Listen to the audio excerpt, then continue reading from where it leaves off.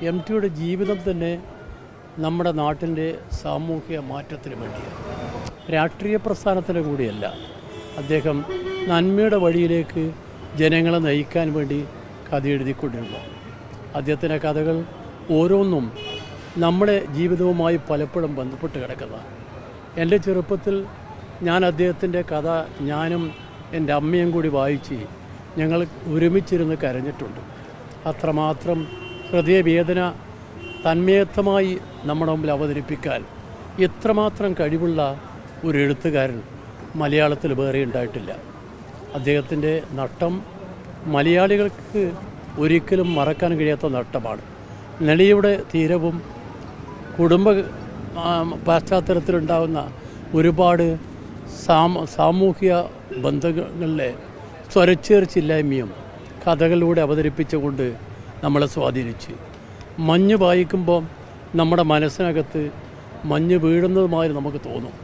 അത്രമാത്രം ഹൃദ്യമായി കഥ നമ്മളെ പറഞ്ഞ് മനസ്സിലാക്കി.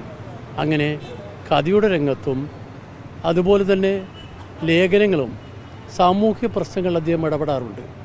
അത് കക്ഷി രാഷ്ട്രീയത്തിൻ്റെ ഭാഗമായിട്ടല്ല, മനുഷ്യ സ്നേഹത്തിൻ്റെ ഭാഗമായിട്ട് നന്മയുടെ വഴിയിലേക്ക് മനുഷ്യനെ നയിക്കാൻ ഒരു കഥാകാരൻ എങ്ങനെ കഴിയുമെന്ന് നേരിട്ട് പ്രവർത്തിച്ച് കാണിച്ചു കൊടുത്ത ഒരു മഹാനായ എഴുത്തുകാരൻ നഷ്ടപ്പെട്ടത്.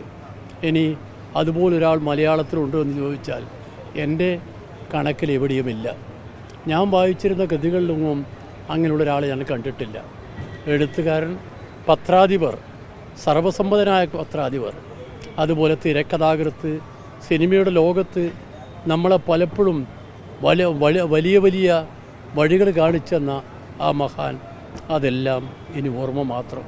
അദ്ദേഹത്തിൻ്റെ ഓർമ്മ മറക്കാനാവാത്ത ഒരു നാമമായി ടി നമ്മുടെ മനസ്സിനകത്ത് നിൽക്കും.